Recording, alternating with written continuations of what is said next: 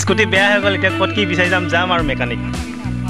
মই বনাব নাই গৈ থাকা অলপ ঠেলা মই ঠেলি দিম তাৰপিছতে তাকে লাহে লাহে অকণমান দূৰ ঠেলা তাৰপিছত মই ঠেলিম চলাবি কেনেকৈ আকৌ এতিয়া কেনেকৈ চলাবি ষ্টাৰ্টে নহয়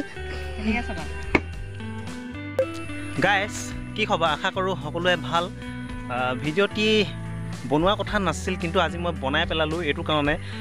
মই আহিছোঁ এগৰাকী বাইদেউৰ লগত লগতে কাম কৰোঁ মানে বাইদেউৰ লগত বাইদেউ এগৰাকীৰ লগত কাম কৰোঁ আৰু মানে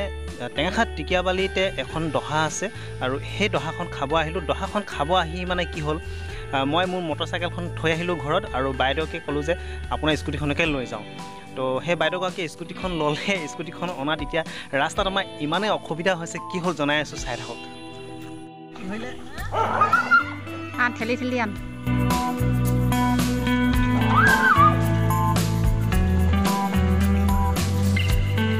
ইমান বেয়া মই এনেকুৱা ৰাস্তা বুলি মই ভবা নাছিলোঁ নহ'লে নাহিব বোলে আৰু মই স্কুটি ঠিক কৰি দিবি নহ'লে মাৰ খাবি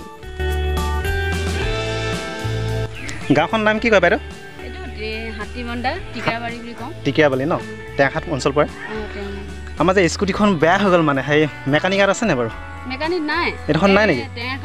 অঁ আগত যে ক'লে এজনে আছে বুলি ক'লে আগত আছে ন তাকে ৰাস্তাটো মানে এইটোৱে দেখাই দিলক আমি আহি আছোঁ তাকে বাকী ভালে আছে ন ৰাস্তাটো বেয়া আছে ন